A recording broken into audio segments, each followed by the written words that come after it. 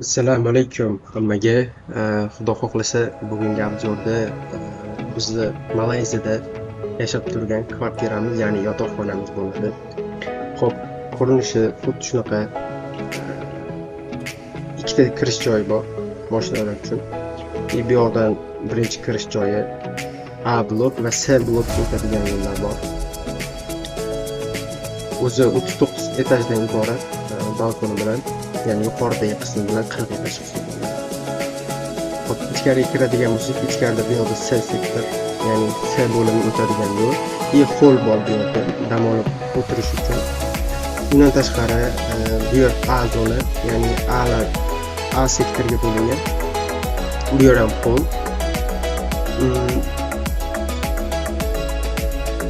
Bu yer A zonaga, ya'ni A sektoriga kirib ketadigan yo'l.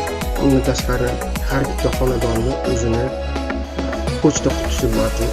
Hammasi pochta qutisi, hammasi shu yerda mavjud. Shu yerdan elektron pochta, xatlaringizga xabar olishingiz mumkin.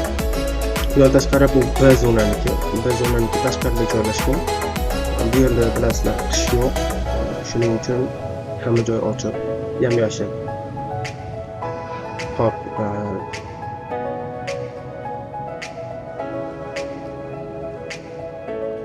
bundan tashqari birinchi, ikkinchi, uchinchi va to'rtinchi etajlar bizda parkovka hisoblanadi. To'rtinchi, beshinchi etaj. Bu yoq tashqari bit. Ko'rinishi juda ham chiroyli. Ideal joylashgan. Beshinchi etajimizda bizda playground mavjud, ya'ni bolalar uchun o'ynaydigan joylar. Hamma shart-sharoitlar yaratilgan. 5-etajda joylashgan. Bolalar uchun yetarli darajada sharoit mavjud.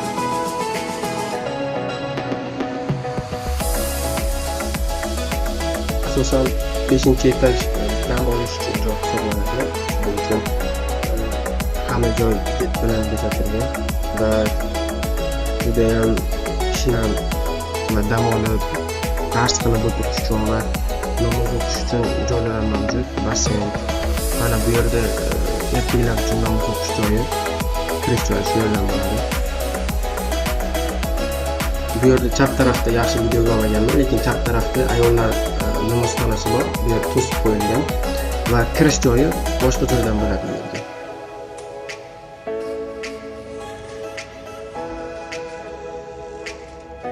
O'zim birinchi marta bunaqa vlog olishim, ya'ni ovozsiz vlog.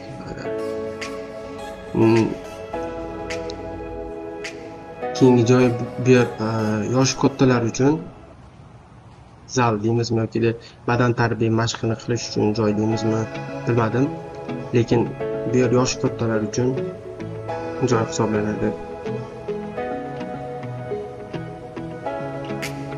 Bu yerda esa basketbol zona, ya'ni malayziyaliklar basketbol o'ynashni yaxshi ko'rishadi ko'proq. Futbol yoki voleyboldan ko'ra basketbol ko'proq o'ynashadi. Shuning uchun basketbol zona ham mavjud. Basketbol to'p chiqib ketmasligi uchun savollar juda ham tepada joylashgan. Aniq bilmadim necha metr.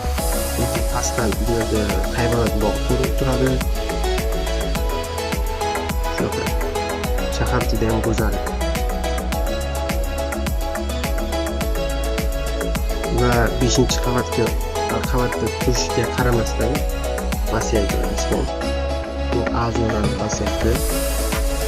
Albatta jaluzi ishlatmaganmiz, lekin bo'lsa bo'ladi.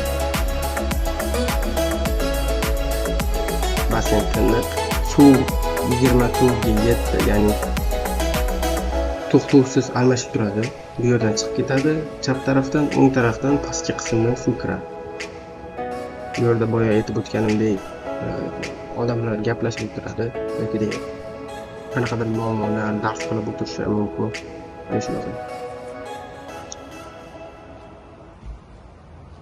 Basseynimizni keyingi tarafi, bu yerda yosh bolalar uchun отдельный kichkina basseyncha joylashgan. mana bu yerda xavfsiz, hamma narsa inobatga olingan. Va bu yerda changing room bor, ya'ni kiyim almashtirish uchun xonalar mavjud. Bu yerda dush qabul qilsangiz ham bo'ladi. Bu yerda ayol kishi va erkaklar uchun mo'ljallangan.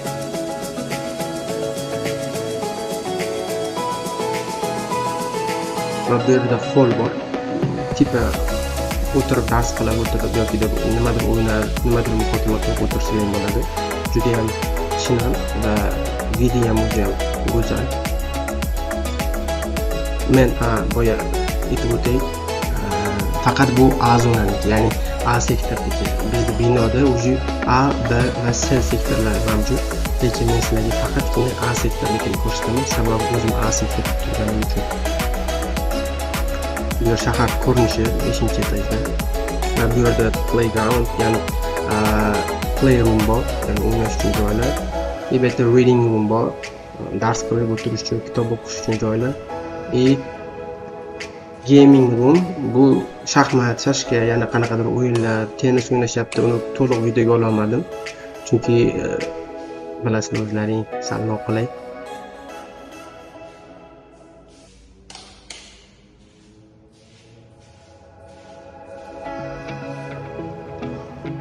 Bu yerda kir mashina bor. Ya'ni pulli, albatta bu kirilish. Lekin o'zimizning xonamizda отдельный kir mashinalarimiz bor, u tekin.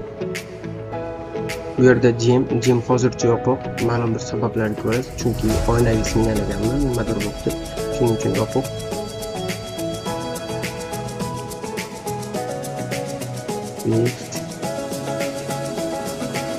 Va bu eng yuqori qavatimiz hisoblanadi. Bu yerda shashlik yoki barbekyu shunga o'xshagan narsalar pishirib, ya'ni ko'mir bilan tayyorlanadigan, o't bilan tayyorlanadigan narsalar pishirib o'tirsa bo'ladi. Yuqorida ko'rinishi. Pastdagi uylar e'tiborga oladigan jihati, pastdagi uylar 4 qavatli uylar. Bunaqa ko'rinishda bo'ladi.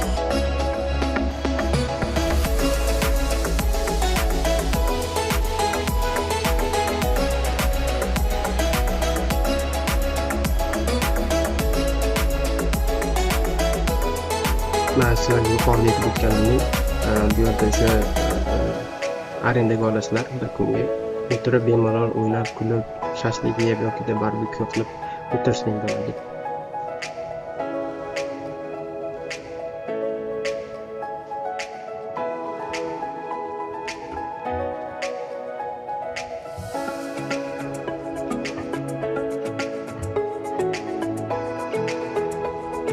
Yuqori qavatda ham gazonlar mavjud, ya'ni o'tlar, sun'iy o'tlar mavjud. Bu yerdan shahar bemalol ko'rinadi.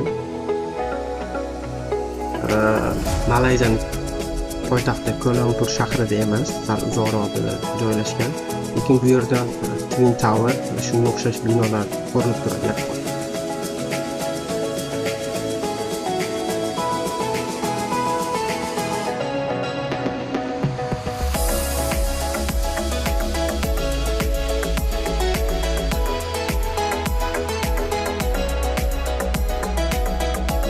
Unchalik yaxshi ko'rinmagan Twin Tower ko'rsatmoqchi bo'ldim.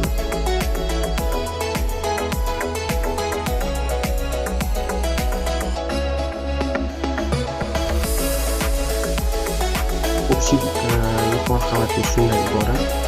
Yuqoridan o'zimizda zona qanday ko'rinadi, uni ham alohida ko'rsatib o'taman.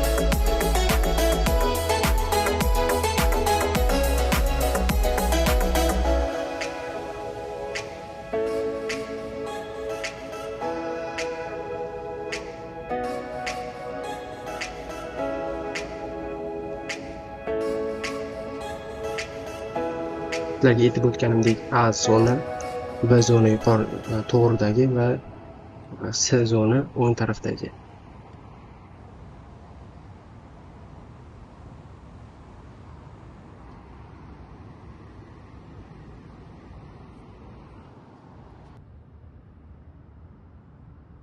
E'tiborlaring uchun rahmat.